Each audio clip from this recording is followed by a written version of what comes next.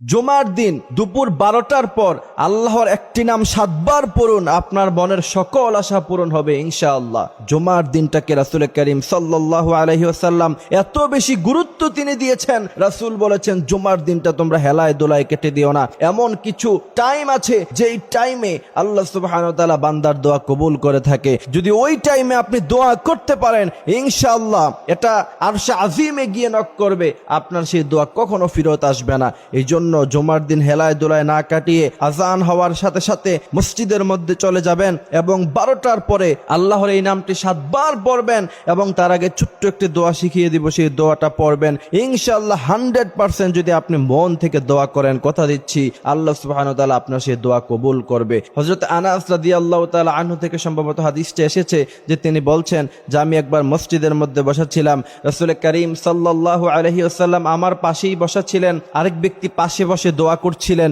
যে আল্লাহ আপনি আমারে জান্নাত দিয়েন, আল্লাহ আপনি আমার দুনিয়ার জীবন সুন্দর করে দেন।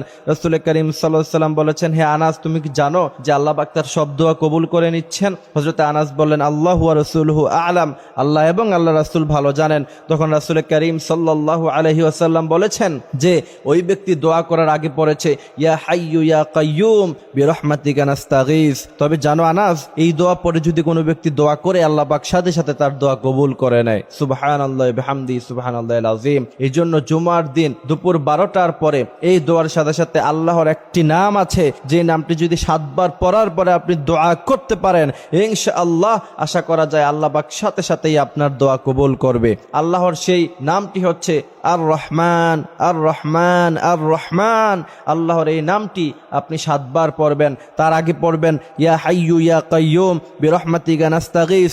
আপনি এই দোয়া পড়ার পরে এরপরে আর রহমান আল্লাহর এই গুণবাচক নামটি 7 বার পড়ার পরে যদি দোয়া করতে পারেন ইনশাআল্লাহ আল্লাহ পাক আপনার মনের সমস্ত আশাই পূরণ করে দিবে। অনেকে অবজেকশন করে যে হুজুর এত দোয়া করলাম কিন্তু দোয়া কবুল হয় না। কিন্তু প্রিয় ভাইয়েরা আমার কিছু টাইম আছে দোয়া কবুল হওয়ার, ওই টাইমে যদি আপনি দোয়া করতে পারেন আল্লাহ পাক 100% আপনার দোয়া কবুল করবে। যেমন জুমার নামাজের সময় দুপুর 12টার পরে ওই সময় যখন ইমাম সাহেব যখন খুতবা প্রদান করবে জুমার নামাজে 2 খুতবার মাঝখানে যদি আপনি এই দোয়াটা করতে পারেন ইনশাআল্লাহ রাসূল করিম সাল্লাল্লাহু আলাইহি ওয়াসাল্লাম বলেছেন পৃথিবীর সব কিছু মিস হয়ে যেতে পারে কিন্তু তোমার এই দোয়া কখনো মিস হবে না।